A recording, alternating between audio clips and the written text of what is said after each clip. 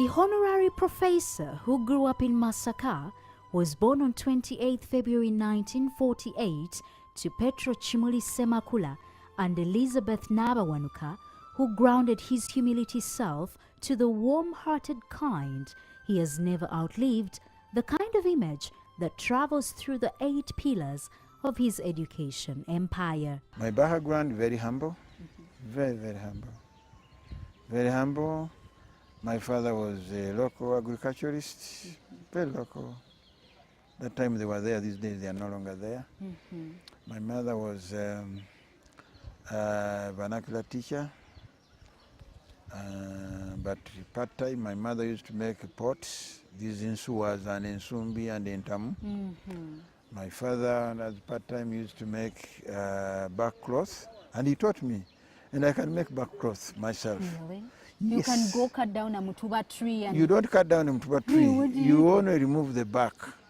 Okay. You remove the back, that's the one you call it kukomaga, kutula, kukora, all those terms. And then you spread it and you make back cloth. People never believe, like when they see you in the life that you are right now and you talk about your parents in that way. Actually, your mood totally changed when you went flashback into your roots. I made back cloth, my father taught me. I used to help my mother to make the clay, or to even get the clay from the valley to make her pots, and to cut the grass and the reeds to bake, to burn the pots and the sumbis. My father was such a tough man, and I liked his being tough. I never saw my father smile many times. Did you like him then? Then I didn't like him. If he said he was going to visit his brother, I remember one time he said, I'm going to visit my brother and such. Of course, he was riding his bicycle. He went. Oh, staying around with the mom. Then you know, you'd climb trees, you'd do whatever you feel like. Before the day ended, the man came back. And he said he did not find his brother there. He said, now, we thought for 2 days, for this weekend, we'd be free to do what we want. So as you said, I didn't like him. I thought he was too tough.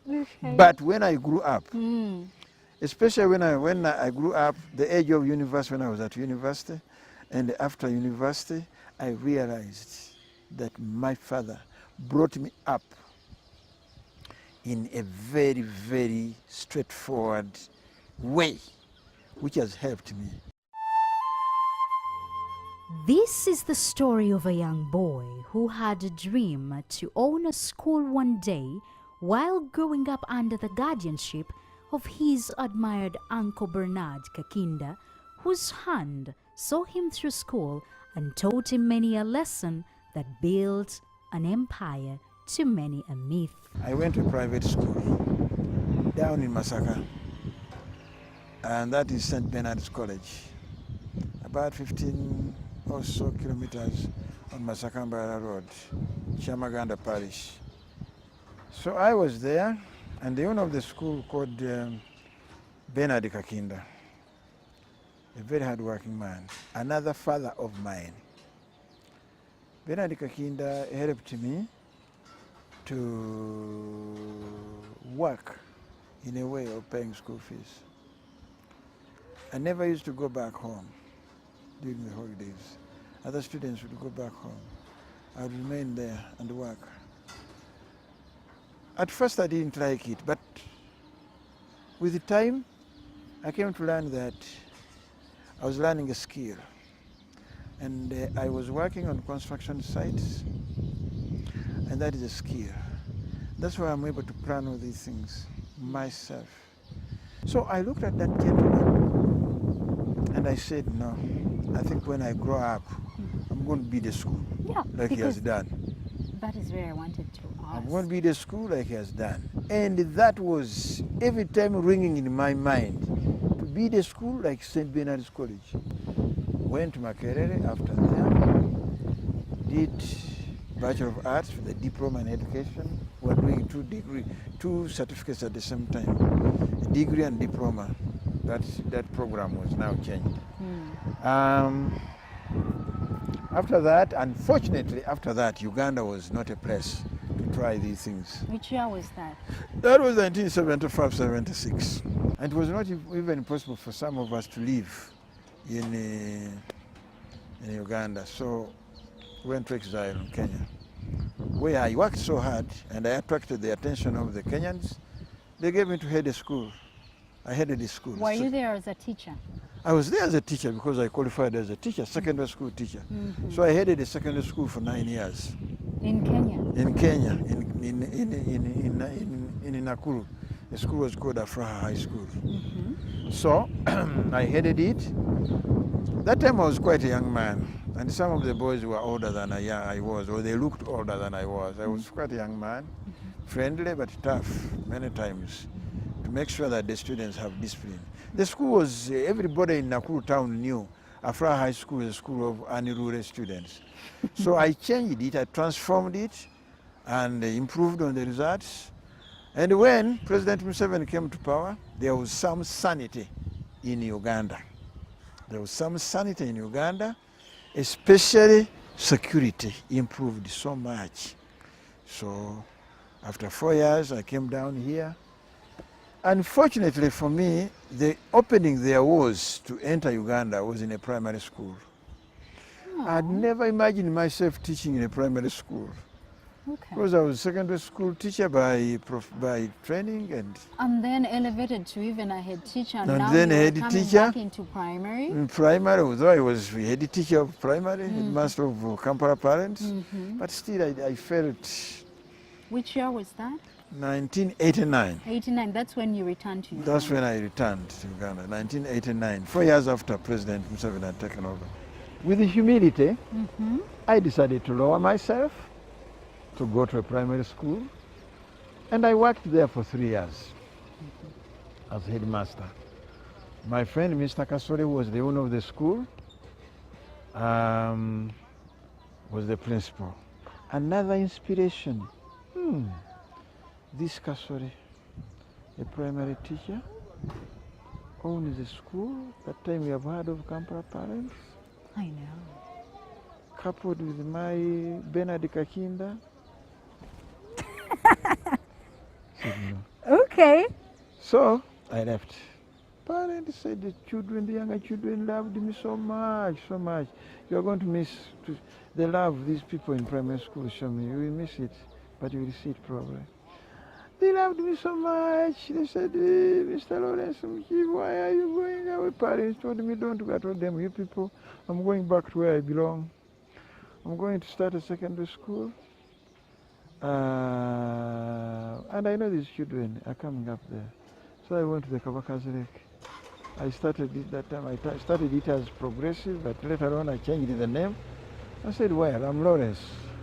Why can't it be St. Lawrence? But can you imagine how you moved so fast? Yeah. Yeah, but then I imagine during the time, had you saved up some money? Like, No, how exactly and did that you is very do it? important. That is a very important thing, especially for the younger people and the people of Uganda. Yes. If you are to do anything, you need to save some money, but you don't need a lot of money. So, I think I had 500,000. I had 300,000. come on. 300,000 Uganda 300,000. shillings? 300,000, and a friend of mine lent me 200,000. So I had a total of 500,000. That is 1993. The equivalent of about 1 million today, 1.2. Exactly. Yeah. So I went to start that school. Sometimes like a mad person. Had you already bought the land? No, I hired Did you hire the building? I hired the buildings. Okay. I had the buildings for about 6 months or so. I thought I'd get the money and then hire for a year. The remainder of the money, I bought some desks. Somehow, when the little money came, I repaired the buildings were dilapidated near the Kabaka's Lake there. It was the former Agri Primary School. But during the bad times, they had stolen all the the mabati from the buildings. Okay. It was now covered with papyri and grass. So later on I transformed, I bought some buildings. I talked to the people, the owner of the buildings, please can you allow me, we shall find a way of how I pay you rent and so on. And that's how I stayed there. When I was still there, I came to learn that land was being sold. The land itself was being sold. Where the school was? Yeah. That is after you had turned it into St. Lawrence? Yeah, where the university is now. Exactly. It was being sold. So the hard way I bought that land. Very hard way. It was not easy.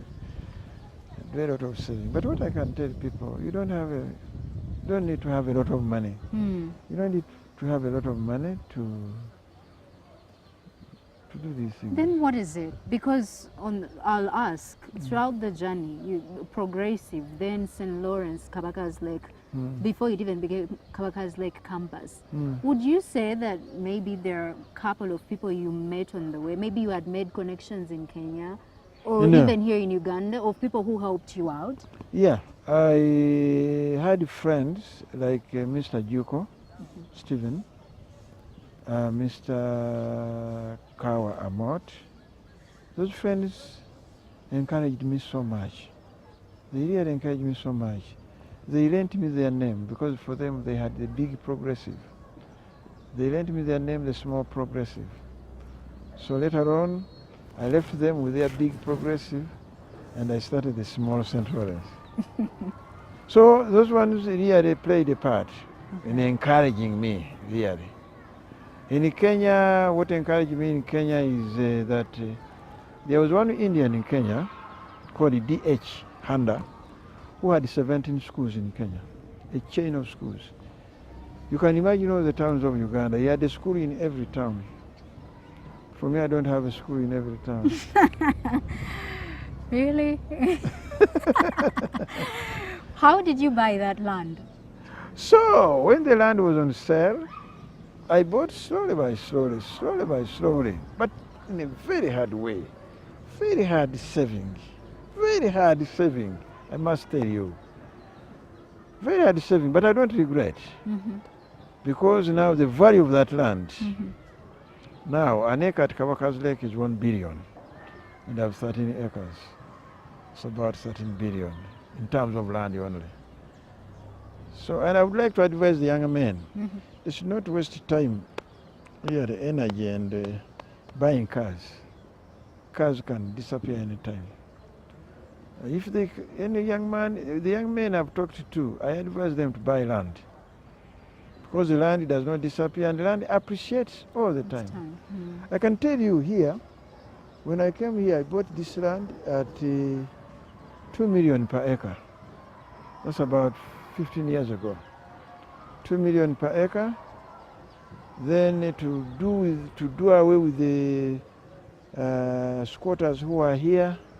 There were many squatters. All these trees had been planted by the squatters. It cost me another 2 million per acre, I think. So the acre came to something like 4 million when I bought. There are 60 acres here. But now an acre here is about 70 to 80 million as we speak in this area here. And in the next 2 years it will be 100, 150, and so on. That's why I advise young men not to really spend time, enjoying themselves with small cars or big cars. Find somebody is renting a house, but he has a big car of 60 million, 70 million, and so on. So that's how I moved on. But I thought I would bid only one school. That is where I was coming, so thank you for going Because that my direction. father, I knew what you were about to ask. Yes. I knew what you were about to ask. Yes, I how thought, do you move from St. Lawrence, Kabaka's Lake, to all these schools? so I thought I would bid on one school because my father, Kakinda Bernard, had one school. So I thought I would bid one school. So I started Kabaka's Lake. Then we did good work and we had an influx of students, especially at A level. We found that A level students could not fit there. So I came to Nabingo, bought land. That time buying land was not a problem. I bought land and beat Creamland campus in 1997, 4 years afterwards.